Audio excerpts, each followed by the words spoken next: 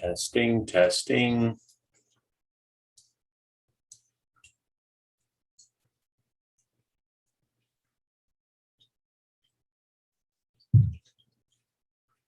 Testing, testing.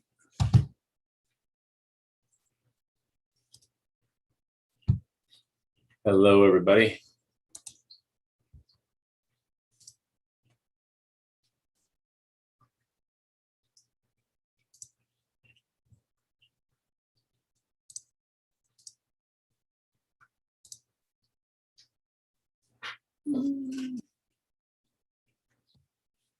What?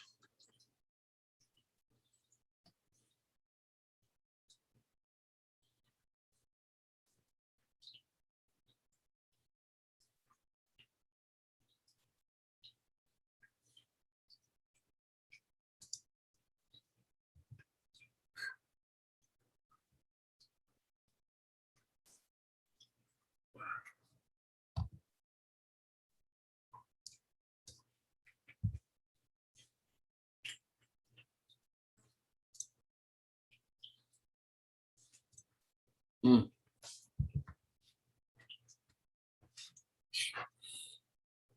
Mm.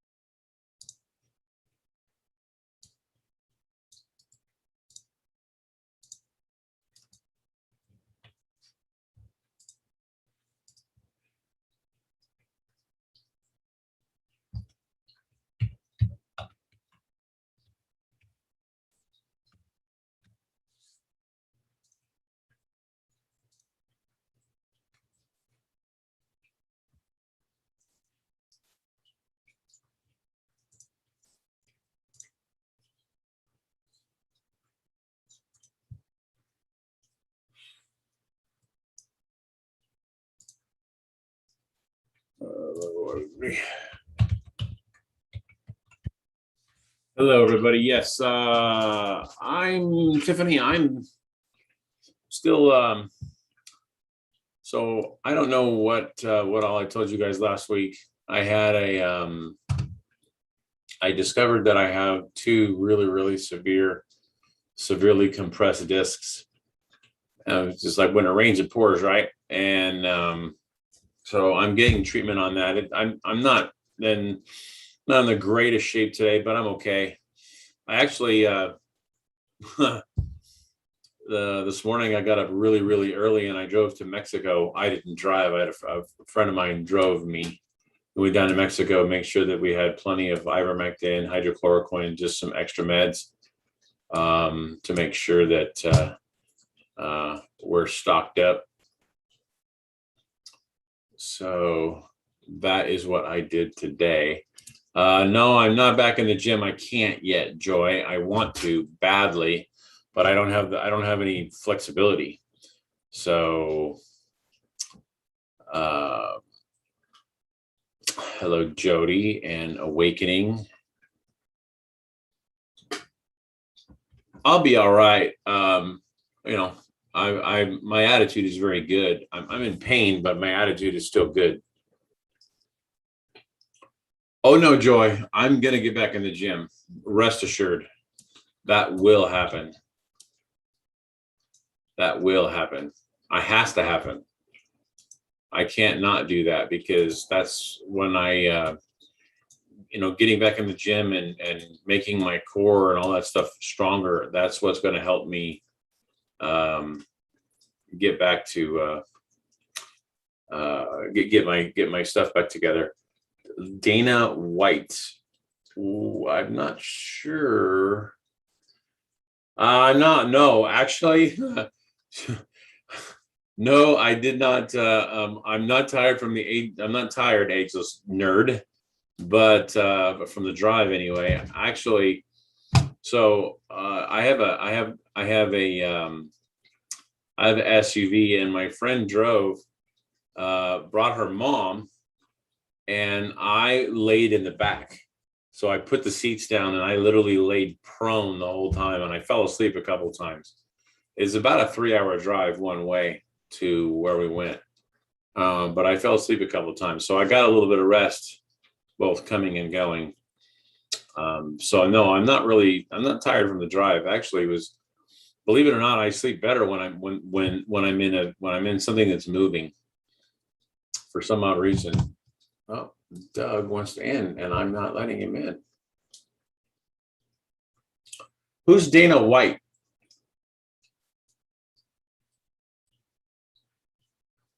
I gotta look this up. I'm curious now. I don't know if that's a good thing or a bad thing. Mr. Gibbs is here. Mr. Gibbs, do you know who Dana White is? Mm-hmm. Oh, okay. All right. I can take that. Thank you. I'll take that as a compliment.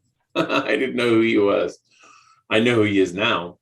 I just didn't recognize the As UFC president. yeah. Hello, Rita. Oh. So you're going to get to see my face for a little bit today, but I'm gonna start moving around because I know I'm gonna get uncomfortable, and when I do, I'm just gonna have to get up and move.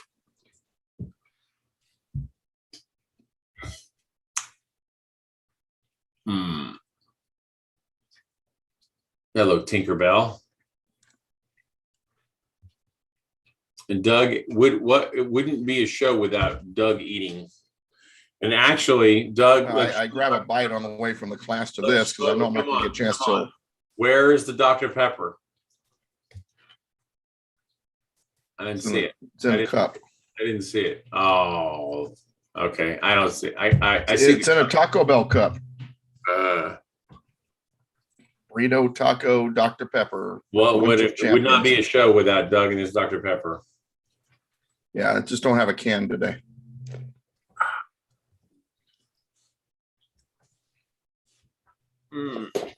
Okay. People tell me it's going to kill me, and I say, "Yeah, but I'll die with a smile." You're gonna die anyway, right? Might as well die smiling.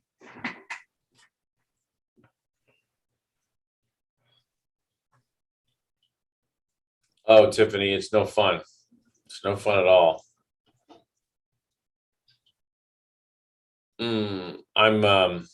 I was explaining. Did I tell you that I went to Mexico this morning? Mexico? Yeah. Well, for your medication?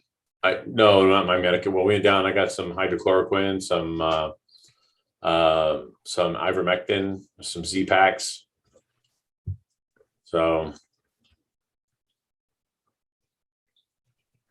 a few other things. FedEx. Hold on one second. FedEx is here for some reason.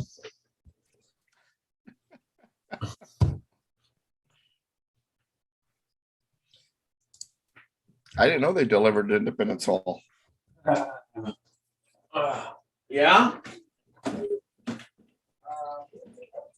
Hey, everybody. Drug Leslie Gibbs here while he's trying to figure out how to sign for his FedEx. We're going to be getting into amendments 18, 19, 20, and 21 today. We'll give him a chance to get back. I have a feeling he's going to turn off his camera and have it just on mine because he's going to be moving around because he's very uncomfortable. It's good to see you. I am Friday leaving for my tour. Dallas got changed to Corpus Christi. A private citizen is going to be hosting a dinner at her home in Corpus Christi. So if you're in the Corpus Christi area, San Antonio area, I'll be there on Saturday night. And if you want to attend the dinner, send me an email at constitutionspeaker@yahoo.com and I'll get you the address and the time. Then we will be in Hendersonville, Tennessee on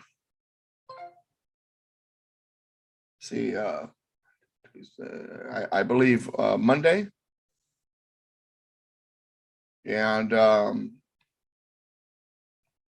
yeah, that'll be at the I think it's called Patriots Brewery. Used to be Galen Walker owns the place. I'll have the address of that location on Political Pistachio and DouglasVGibbs.com once we get everything set there. Then we'll go on to Williamstown, Kentucky. We're not sure we're going to be able to do an event there because the woman who was helping me hasn't been really very responsive.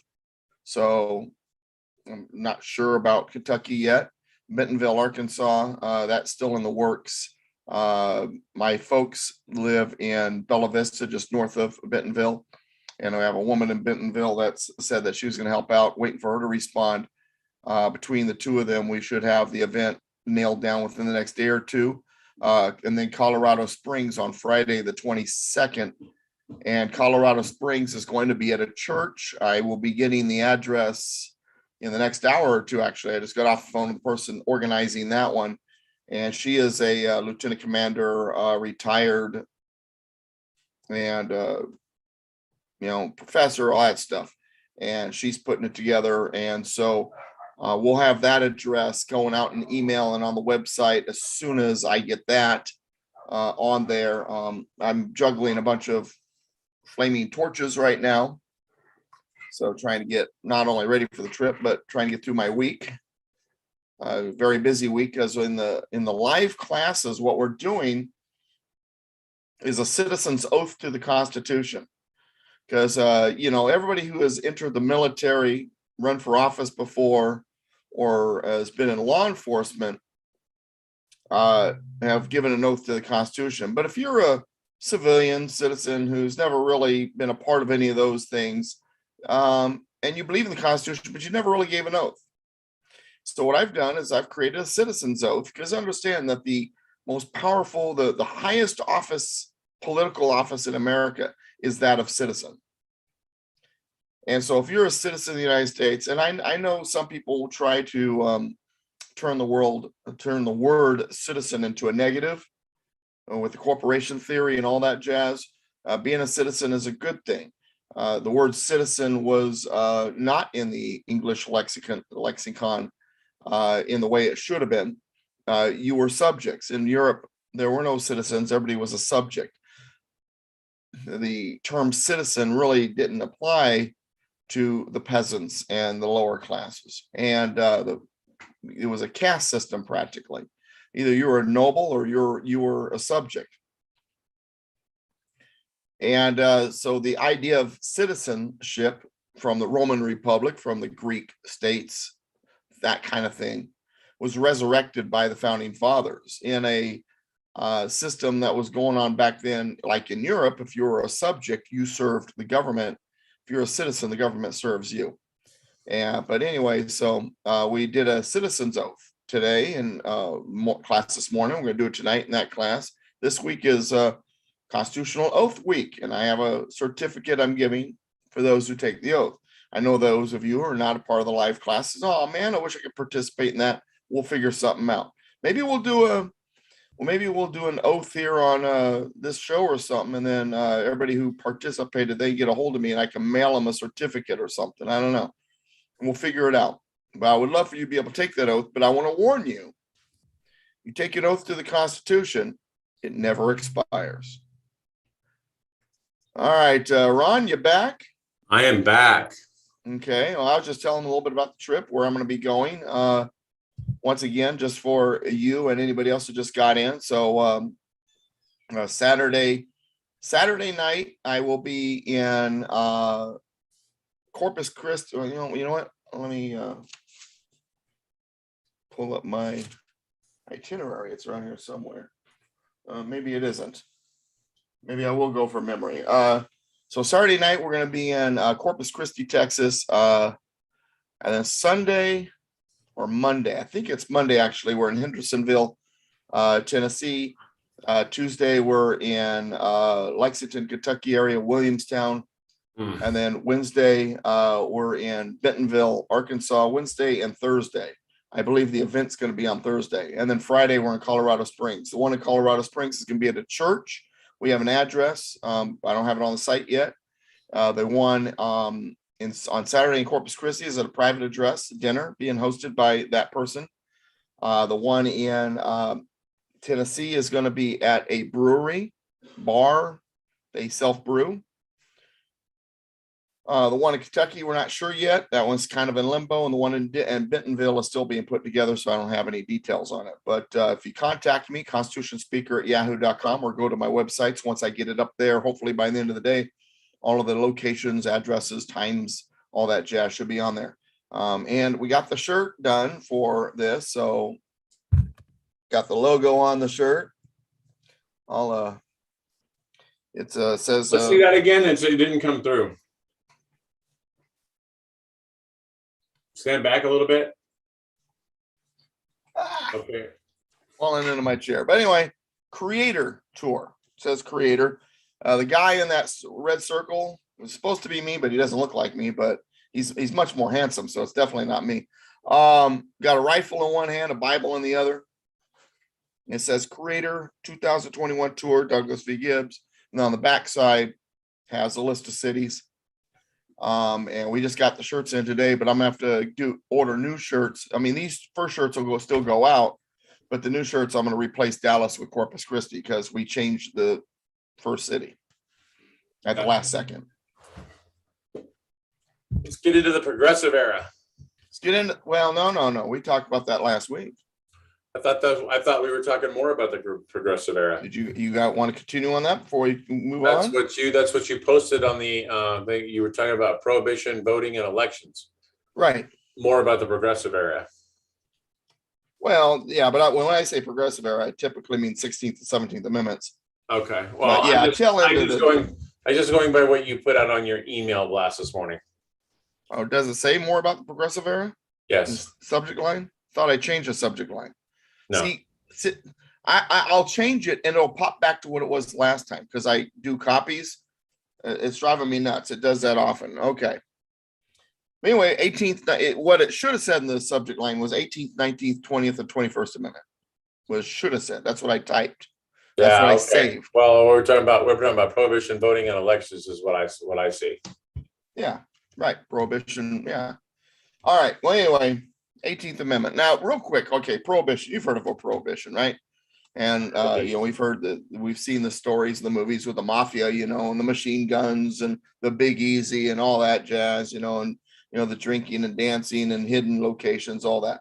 That's what led to the NFA.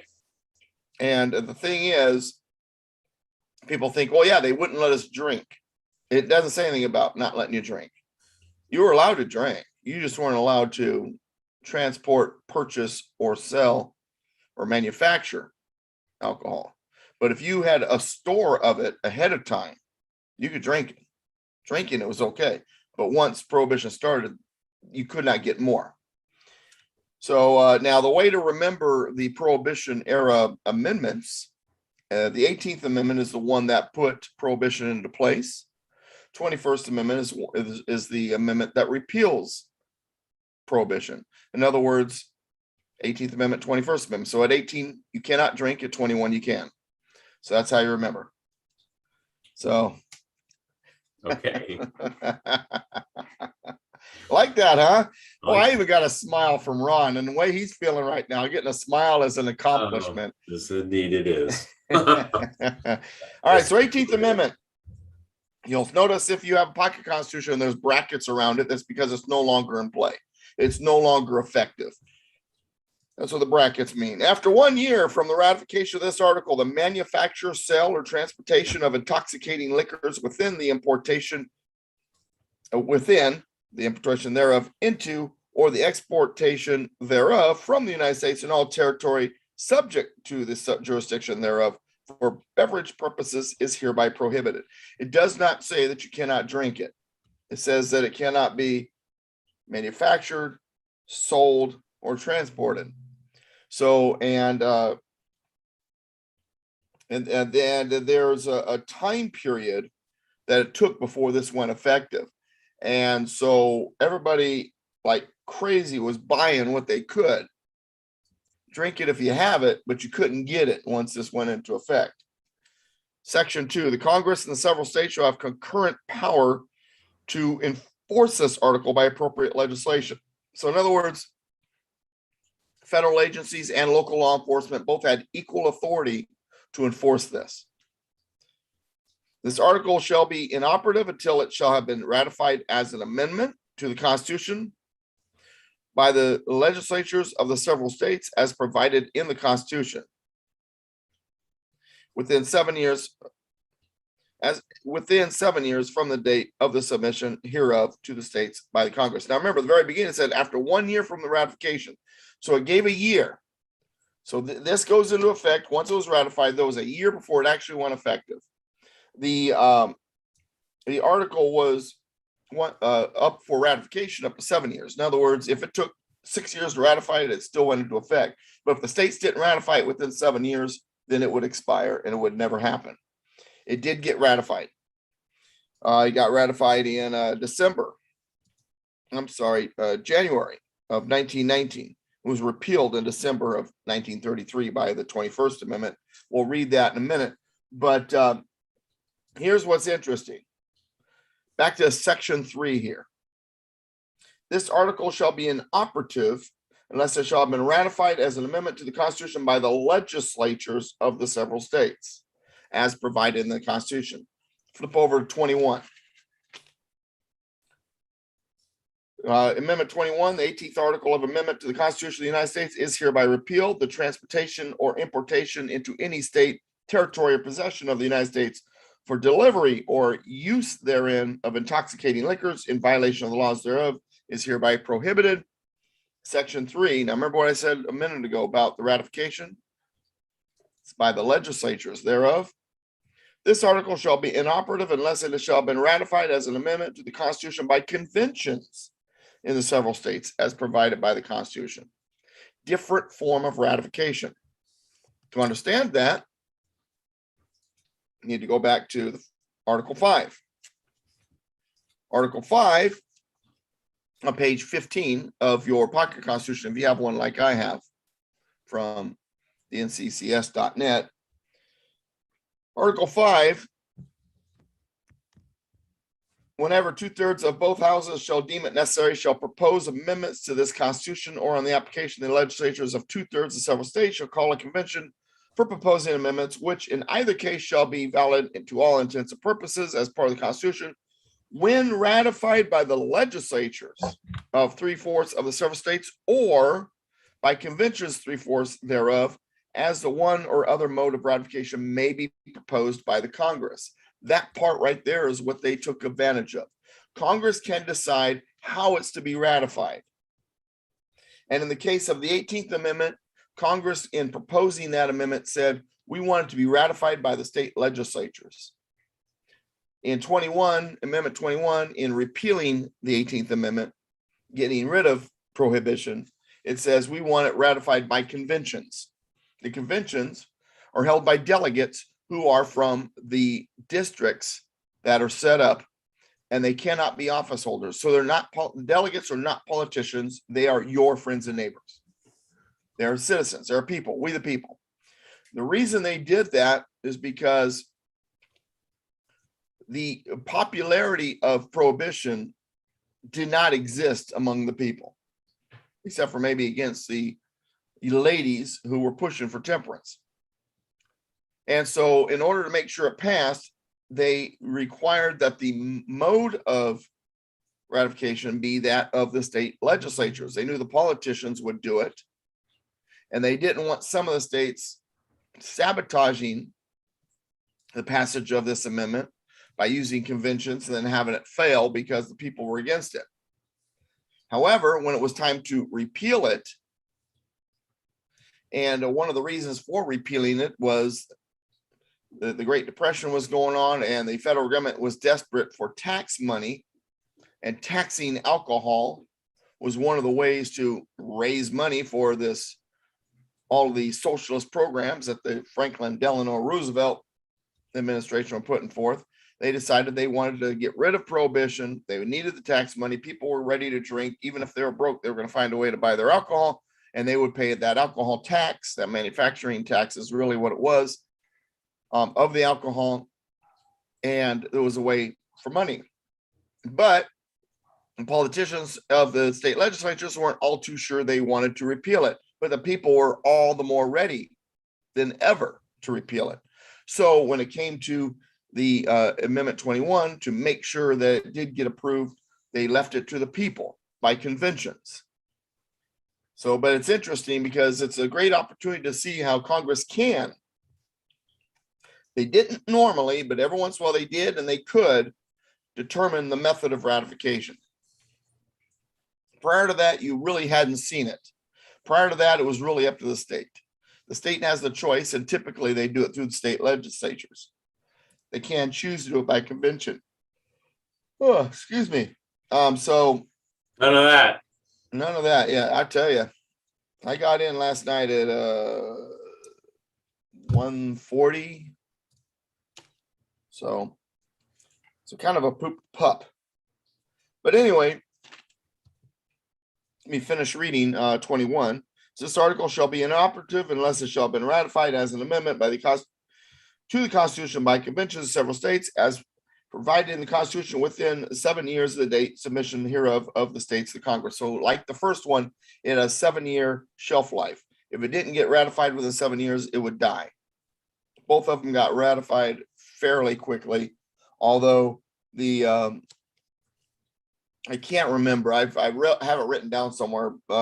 I can't remember the dates and times, but the ratification to repeal it was a little faster. People couldn't wait to drink. So, and some of you can relate. How much of it had to do with the fact that people were tired of the violence associated with? Yeah, there was that too. Yeah. But it was really over tax money mainly. And the violence. Well, from the government standpoint, it was over tax money. But I'm sure that the people were tired of the violence. Well, they wanted to drink, and yeah, they were tired of the violence also. Of course, with the mobs, now once alcohol was legal again, their bread and butter was now gone. So they reverted to other things and eventually got into things like drugs and stuff like that. But here's the thing about the mob back then, too. They were very, very, very patriotic guys. May not have been following the law, but they loved this country. And so when it came to the fight against like the Nazis and all that, there were many times where the feds and the mob worked together to take out infiltrations. Let's just say that. They broke out. Well, they broke the. I highly encourage anybody who's interested in this topic to get the book by Paul Williams called Operation Gladio. They busted out Trafficani and all these guys out of prison that'd been running the booze, and they used them.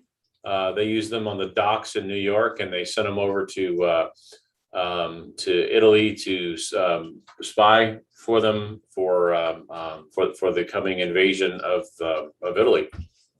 Yep. And after the war, that's what they used the mob guys as the primary couriers for bringing in the opium out of Southeast Asia. Which is what funded the CIA's black operations, and they laundered the money through the Vatican Bank. But that's a whole topic for another conversation. Yeah, but it does confirm what I had to say. The mobsters may have been criminals, but they love this country. To your point, they were very loyal to America. Absolutely. Oh, absolutely. They loved America. Well, only in America could their crime, pay as well as it did. Mm-hmm. But anyway. All right, so that's prohibition, and it's funny about prohibition is once prohibition was lifted, there were some counties in America who decided to remain dry counties. They continued with prohibition locally. I remember growing up, I had an uncle. He has since passed away from, heart troubles because of all the alcohol drinking. That's beside the point. Who would complain because the county he lived in, you couldn't buy alcohol. It was I can't remember what it's called now, a dry county, but there was another word for it too. And so he would have to drive into the next county to buy his alcohol. And I'm like, well, then, Uncle, well, just move there. He never did. His son, by the way, my cousin, is also an alcoholic. Funny how that kind of ran down the same branch of that particular tree, branch on the family tree. But anyway, personally, I enjoy it myself, and I have 2 or 3 beers a year to enjoy it with. Well, maybe a little bit more than that, but yeah, I'm not a big drinker. I like to have one every once in a while, but it better be cold and frosty. And all my German friends say that it has to be cold and frosty because your beer sucks. But that's beside the point. All right, there you go. You got your Jim Beam. I do have a bourbon and Coke though every Thursday, right before class, because it's such a rowdy group. I've got to. No, that's not the reason. But I do have a bourbon and Coke every Thursday right before class. Everybody says it's the most relaxed class I have.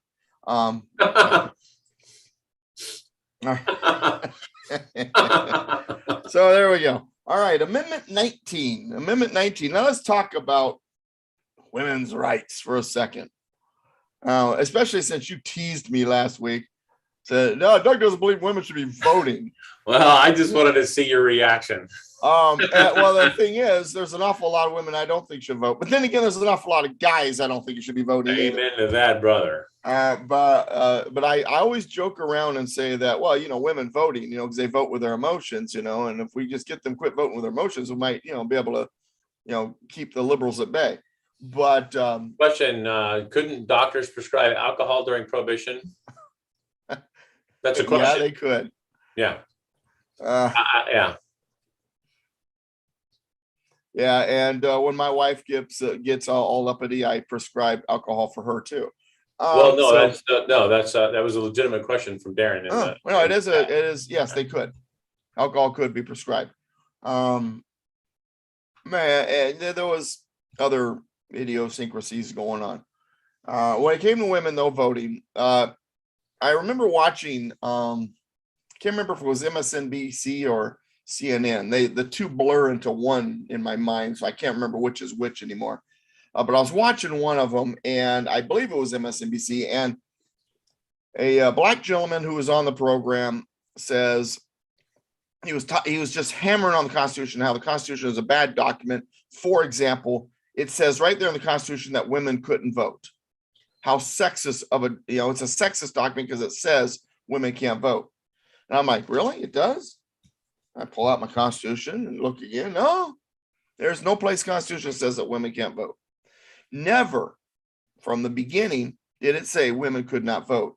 What it says is that the manners and procedures of voting for the legislative offices will be left up to the states, and for local offices. It's left up to the states, and the states, for the most part, determined that the best way to go was to have property owners vote. And then the response is, oh, well, that's to keep women and blacks from voting because they couldn't own property. Women could own property. They tended not to. Not because they couldn't, but because it tended to be a man's world. But there were times when a man would die and his wife or his only child was a daughter or something like that would inherit the property, and they would be then property owners, and those women did vote. Also, as we moved westward, you got to remember, a lot of it was not as much the law as it was culture. Women largely didn't vote or get involved in politics because that was a man's thing. They just, in the culture, it just wasn't something they wanted to be involved in. But there are some women that were. Elizabeth Powell is a great example. While she didn't vote, she was an influencer. She influenced people like George Washington. So to sit here and say, oh, the Constitution is a sexist document, it says women can't vote. It never says that. It says you need to be a property owner. The reason for the property owner thing was not to keep blacks and women from voting, as we are told. It was because the people who owned property were the people who had skin in the game. Right. If you own property, you were paying property taxes, number one. Number two, you were likely a farmer or a business owner or something of that nature. So you're also paying other taxes, and you were also producing and involved in the economy and so on and so forth. If you were not a property owner, the only way to convince you to vote for a candidate would be for the candidate to promise a gift from the Treasury. And this is something that they were trying to avoid because that is one of the traps of democracy. So the idea was, if you're a property owner, you got skin in the game, that's who we want voting. We don't want people who are simply going to suck off the system voting. Right. Like we have now. I would like to see us go back to the at least property owner thing. But maybe if you don't receive entitlements, you can vote. I don't know. I almost think that we should have a strict test as to see your knowledge of the politics of the United States. And if you can't pass a basic understanding of what Constitution and then you don't get a chance to vote. I mean, it's like going back to Jay Leno with the man on the street. Remember that? Oh, how little people know. I mean, those are Biden. This was back when Biden was vice president. And it's like, shows a picture of Biden. Who's this? The person says, I think he's an actor. And Leno's like, well, you're kind of right. But people don't know. It's like Mark Dice going out there to the Oceanside. I was just gonna say Mark Dice.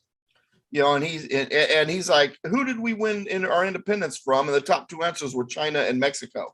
Right. And these are like college age kids. And these people vote. Sadly. So the founding fathers, when it came to voting, because they believed that voting was a privilege, not a right. It says right in the amendments that has to do with voting. And that's part of our problem is we think it's a right. We think it's got to be guaranteed. And, the government's got to do everything they can to make sure we get to vote. It's a privilege of citizenship. Should be a privilege of having skin in the game too, in my opinion. I agree. And you know who agrees with me on the it's a privilege, not a right argument? You're gonna be shocked. It's in the it's not the founding fathers, but it's in the it's in one of the documents of the. Also, well, let me name a name for you. You ever heard of Bushrod Washington? Oh yeah. Bushrod Washington was George Washington's nephew. Mm-hmm. He was also a Supreme Court justice, and he wrote a book about rights and privileges. And guess what column voting is under? Privilege. It's a privilege. It's a privilege of citizenship. If it's a right, well, then anybody can vote. And that's what the Democrats want. But if it's a privilege of citizenship and skin in the game is where I want, then it totally changes what it's all about. It's a responsibility as well. Mm-hmm. But nonetheless, so I think that's, you know what? It's interesting that you say that. I actually think the word responsibility is a much more apropos word because it actually designates what you're doing as, it includes the word responsible because it is whether people think, most people just take it very cavalierly. They don't actually take voting seriously. It's like, I'll just go vote and whoever I put down, they don't take it as seriously as it deserves. I like the sound of that guy's name. Oh, he's an incumbent. He's probably okay. Mm-hmm. Who did you vote for, Doug? Not that I'm a bad voter, but it's like, make your own decisions. Right. And base it on your research. Well, that guy's first on the list. I'll pick him. Since I don't know who any of these judges are, that guy sounds okay. It drives me nuts. All right, so the reason why I'm talking about all this is because we're getting ready to talk about the 19th Amendment, which is the amendment that made it a federal requirement that all elections allow women to vote, because there were some districts that did not allow women to vote. But women were voting. The leftist historians, they make it sound like before the 19th Amendment, just women couldn't vote, man. They were, Doug, give me a second here. Darren, a lot of people have never had civics in high school because they have deliberately taken it away expressly for the reason that they don't want kids to know it.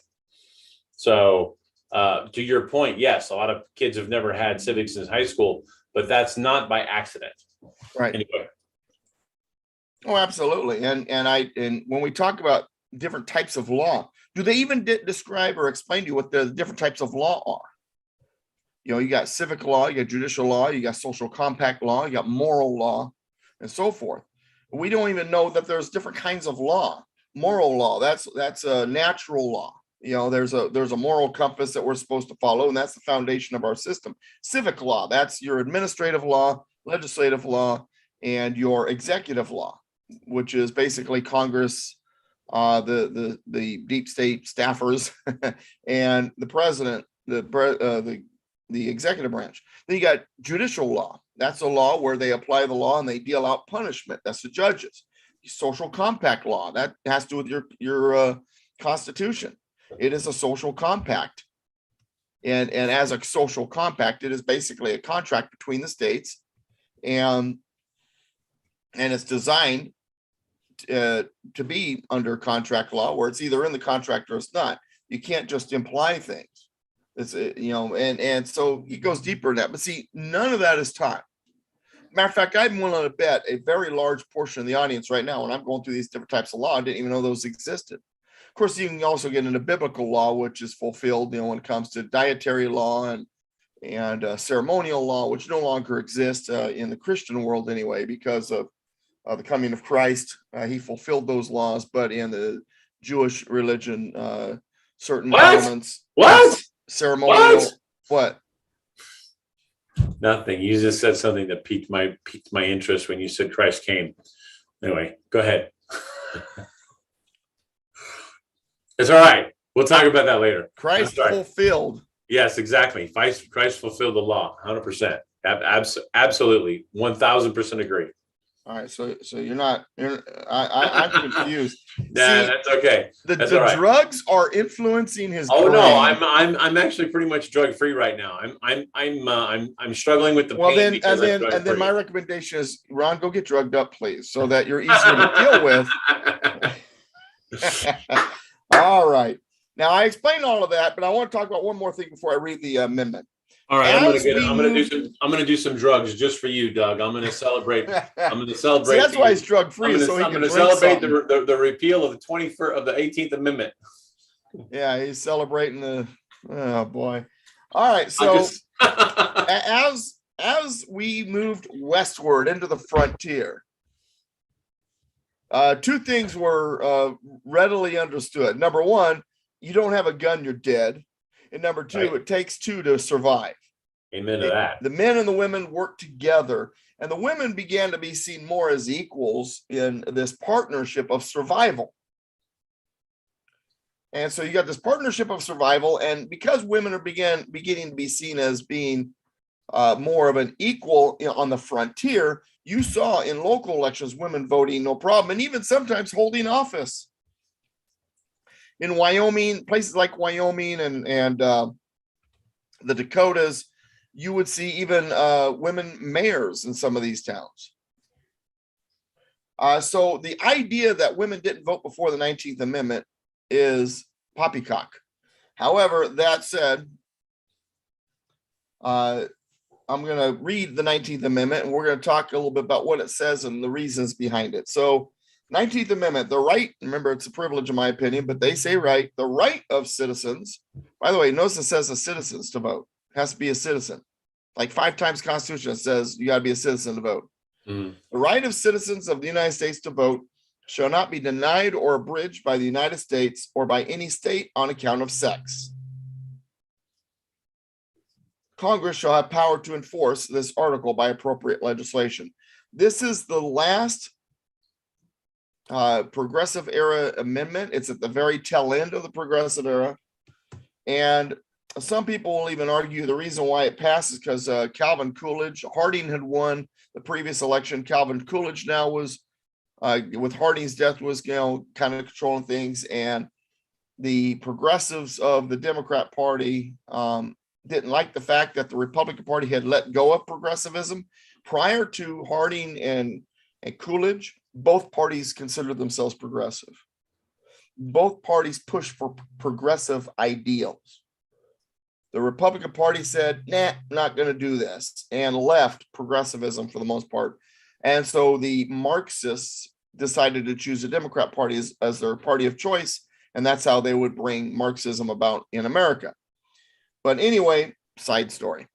But anyway, so they wanted to create more voters, and women tended to support the progressive ideals because the progressives tended to be, but we're going to look out for a community, and we agree with your temperance movement. We're going to work with you on these issues.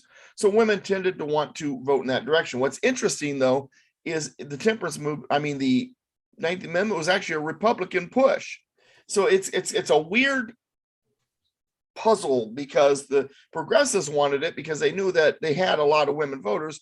The Republicans wanted it because they knew it was the right thing to do. All men are created, all people were created equal.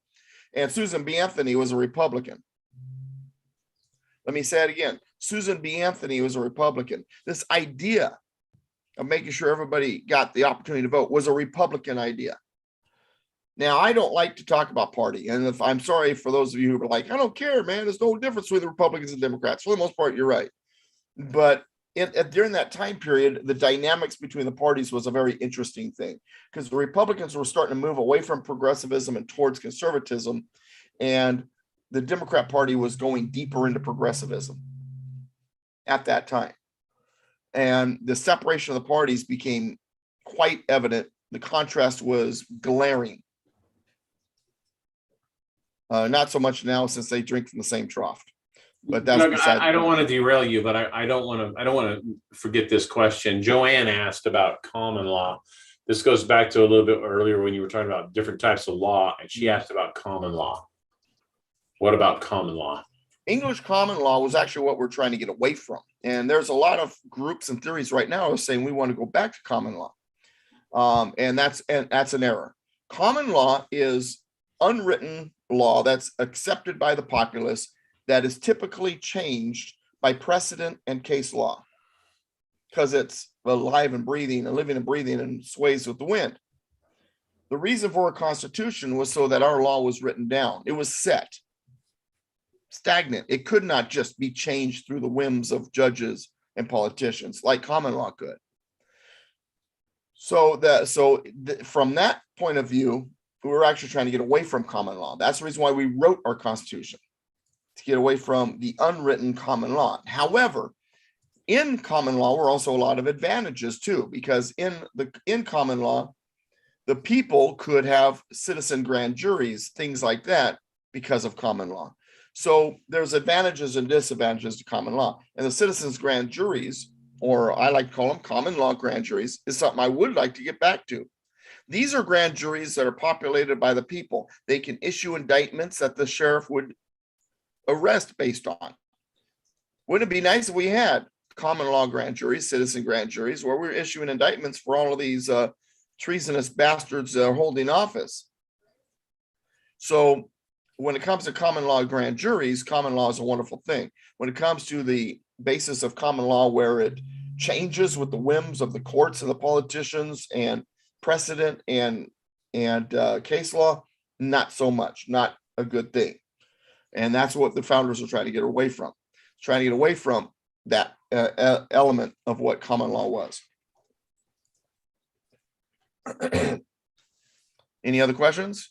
Nope, that was it. Okay. So back to the 19th Amendment. So we got the situation where we want women to, we want to make sure that they're voting in all elections, not just out west or in places where they own property or something like that. So 19th Amendment. And women's suffrage had been a movement that had started actually 100 years before, longer than 100 years. In fact, Thomas Jefferson, Aaron Burr were two of the people that pushed for women's rights. In fact, Aaron Burr actually suggested that there should be a federal law allowing or making sure that women had the opportunity to vote, because he realized that women voted in a minority because of the property owner rule at the state level. In the case of Aaron Burr, he also made sure that his daughters were well educated so they could take care of themselves in case they didn't find a man. And so this idea of women being involved and having a say in the governmental system was something that was already being talked about more than 100 years before the 19th Amendment, but it did not go onto paper and become a federal requirement through an amendment to the Constitution until the 19th Amendment. Gotcha. All right. And once again, like I said, there's nothing in there that says that women couldn't vote. It's just it wasn't in the culture. And also they tended not to be property owners. All right. So that's the 19th Amendment. We got the 20th Amendment now. And this changed the a lot about the presidency because of different things. I'll go over it as we go. The terms of this is page 29. If you have this particular pocket constitution, Amendment 20, the terms of the president and vice president shall end at noon on the 20th day of January. Prior to that, inauguration day was March. So they're taking 2 months off of the lame duck session. They're dropping it from 4 months down to 2 months. Election day had been in November prior to, but it wasn't until March before this that the president took office. So the terms of the president and vice president shall end at noon on the 20th day of January, and the terms of senators and representatives at noon on the 3rd day of January of the years in which such terms would have ended if this article had not been ratified. The terms of their successors shall then begin. Section 2, the Congress shall assemble at least once in every year. I love that sentence. It's the second time it's mentioned. Congress shall assemble at least one time a year. I wish it was only one time a year. During the convention, there were actually those that argued one time a year was too often. Really? I like those guys.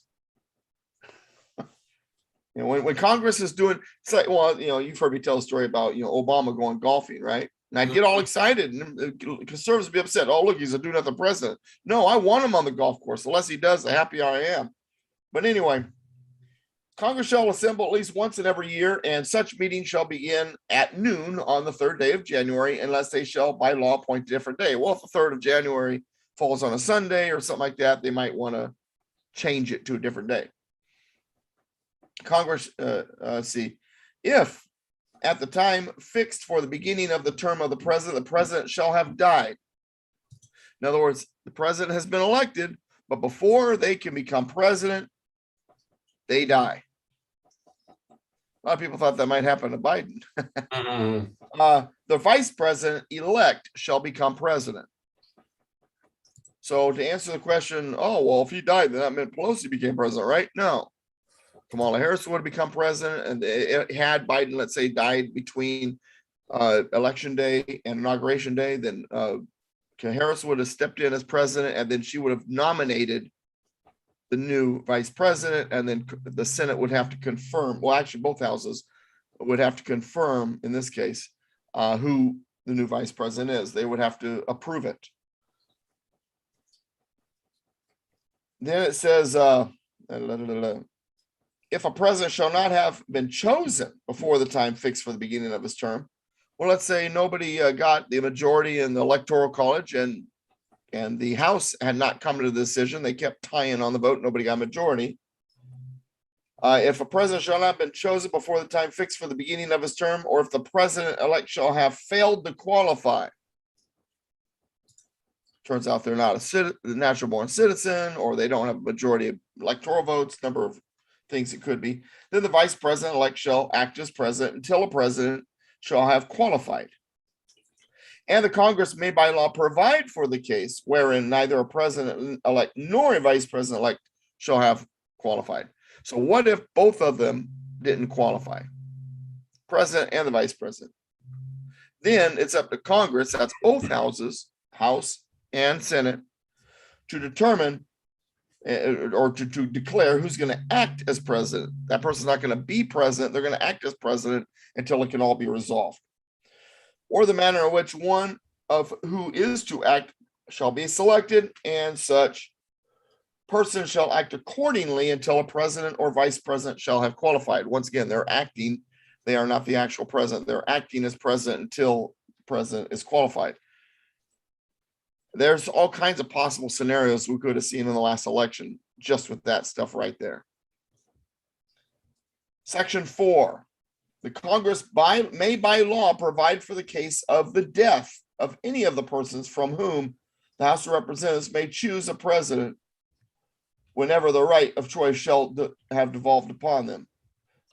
The Congress may by law provide for the case of the death of any of the persons from whom the House of Representatives may choose a president whenever the right of choice shall have devolved upon them, and for the case of the death of any of the persons from whom the Senate may choose a vice president whenever the right of choice shall devolve upon them. Comes down to Congress. House chooses the president, Senate chooses the vice president. Sections 1 and 2 shall take effect on the 15th day of October following the ratification of this article. This article shall be inoperative unless it shall have been ratified as an amendment to the Constitution by the legislatures of 3/4 of several states within 7 years from the day of its submission. The problem here is what you got to realize this came in. Hold on, Doug. I have a question here. I kind of already have an idea of what your answer is going to be. This is a little bit controversial because I know there is a segment of people out there who do believe, and I'm kind of one of them, but I'm still on the fence about the 1871 Constitution. And somebody's asking, aren't we going back to the old constitutional law of 1776 versus what happened when the America became a corporation in 1871? So I know that answer that you're going to give an answer that is probably going to be along the lines of your mindset and what you believe. And so I will give you the floor on that answer, on that question. All right. This is a common question. In fact, one of the reasons why I didn't get home until 1:30 in the morning was because a member of the class in Huntington Beach last night, who was brand new to the class, was talking about this. And there's also an assemblies organization out there who's all has to do with sovereignty and stuff, is also talking about this. The idea that the United States is a corporation, based on my research, is false. The fact that it's in all caps, the founders all capped it back then because that's what they did for emphasis. That did not mean anything other than that they all capped the name of the United States of America for emphasis. Just because later on in law it says, well, if something's all capped, that means it's a corporation. That doesn't mean that that's what the founders meant. And a lot of people say, well, yeah, but they changed it in 1871. It wasn't originally all capped. Actually, it was. The 1871 Act did not incorporate the United States into a corporation. What it did is it incorporated the city of Washington, D.C. into a municipal corporation, which means it was able to have its own government, which it didn't before, because it was a seat of government. Congress had total control over Washington, D.C. and all the areas surrounding it. What this did is by incorporating it as a city, making it a municipal corporation, the Act of 1871 allowed Washington, D.C. to have a population, allowed them to have their own government, allowed them to make their own decisions and to determine their own laws locally, removing Congress from that role. That was the purpose of the Act of 1871. The term corporation and incorporate has more than one meaning. Now, that said, one other thing that I've argued is this. Even if the corporation thing was totally true, see, I'm cynical by nature. I need a lot of evidence and a lot of logic. Matter of fact, I was talking to a woman who listens to this show earlier on the phone because she's helping me organize one of the things out there on my trip. And we talked about this, and she's asking me these questions. And I really didn't get into it as much with her on the phone because we were more talking about the trip. But anyway, and so I'm very cynical anyway. I have to see some pretty solid evidence for anything. And the evidence I've seen for that theory doesn't hold up and it doesn't fit logic. But even if it was true, it doesn't help or hurt my cause of getting us back to the Constitution. And the answer for America, whether it's true or not, is still getting back to the original intent of the original Constitution. So to me, it's more of a distraction than anything. Now, that said, I understand why people want to follow things like that because we're looking for answers. We're looking for reasons. And we're looking for ways to beat this crap that's going on. And that, for some people, they believed is a good avenue for that. And I'm fine with that. Go for it. If that's what you believe, that's fine.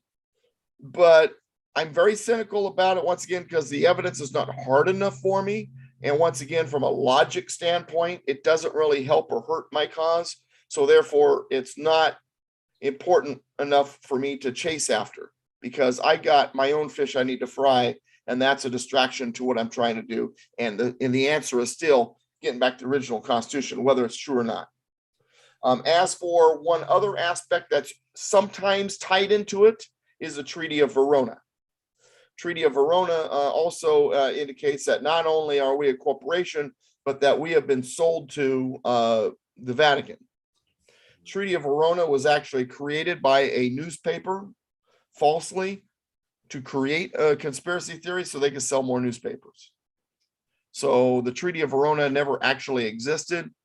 And I've done extensive research on that one too. And so in that case, Treaty of Verona, I'm not even going to be close to believing it because I know it's false.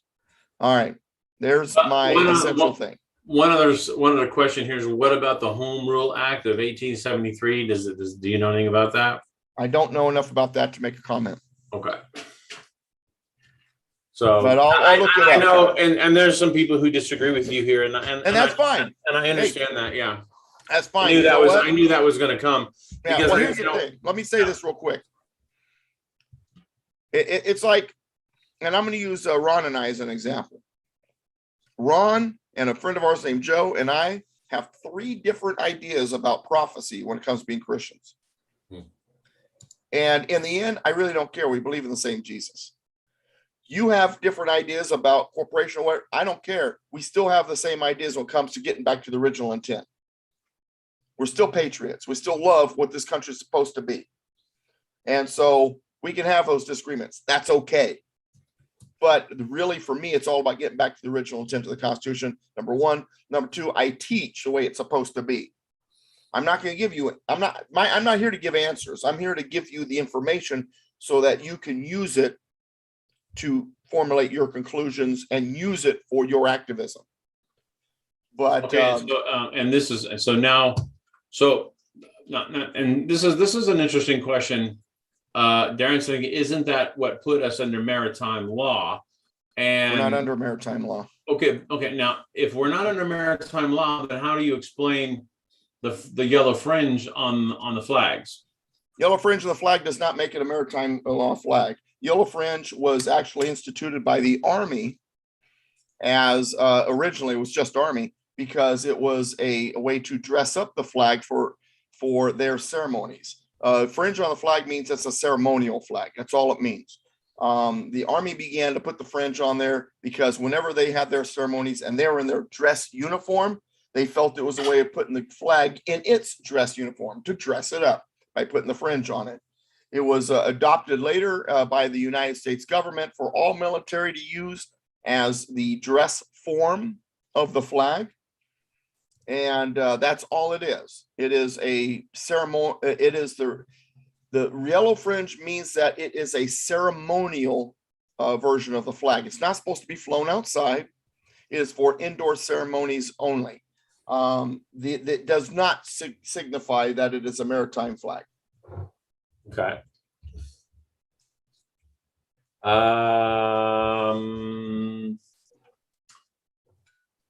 Okay. Boy, Q&A is vicious today. There's not too much logic with our government leaders right now. Amen to that, Joanne.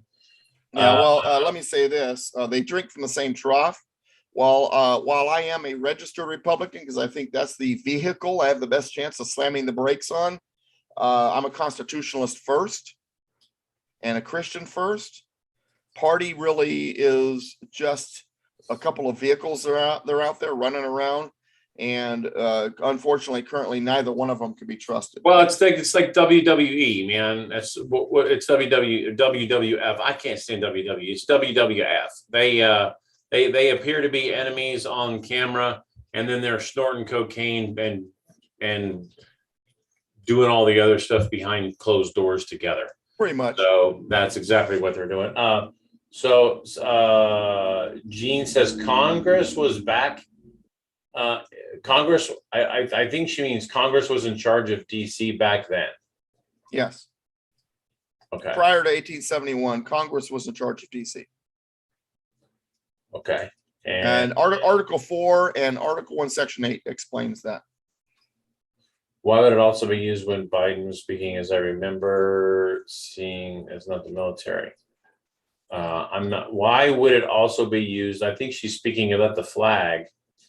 Why would it also be used when Biden was speaking, as I remember seeing as he's not the military? It's a ceremonial flag, first of all. Second of all, he's commander in chief. And so I'm not, I'm not 100%. And I mean, the courts have it too, because it's a ceremonial flag. It's a dressed up flag. It's like, it's like almost like the way they look at it, it's almost like that's the way the flag is in a suit. When it doesn't have its fringe, it's not in its suit. But it makes nice and dressy when it's got its fringe. It's a dressed up ceremonial flag. Gene, that's where it comes from. Gene, I asked him about the 1973 Home Rule Act, and he said he doesn't know enough to comment about it. Yeah, but I'll look it up. I'll look into it. Okay. It's 3:58, brother. Let's the 1873. What's the name of the act again? The what act? 1973 Home Rule Act. Oh, 1973. 1973 Home Rule Act. Okay, yeah, I'm not familiar with that at all. Oh, that was Nixon. Right. Get a pin here somewhere. Thought I had a pin right here on my desk. There we go. All right. 1973 Home Rule Act. Y'all look it up. I don't know anything about it. I know a lot, but I don't know everything. Right. Well, I don't know about that, Doug. Yeah. I know more than the average bear. So I'm Yogi. I got a few boo-boos around me. Yeah. My wife's the mama grizzly, so as Yogi, I get nervous. So, all right, guys. Well, on that note, it's 3:59 out here in California, where Doug and I are. So we are going to we're going to cut it loose because Doug has about an hour trip to go to the beach to teach another Constitution class tonight. Yep. So we're going to cut it loose at that point, and I'm really uncomfortable sitting in this chair, and I really need to stand up. Yeah, and now reminder for those of you who are here. Next week, I'm on my tour, so Tuesday thing. Yeah, there will not be a class next week. So we'll do a class the following week. Yeah, so we'll see you in 2 weeks here online. 2 weeks. Right. And if you're in any of those cities I'm going to be at, get a hold of me, constitutionspeaker@yahoo.com. We'll meet. We'll get together. You buy a book from me and I'll sign it, whatever. All right.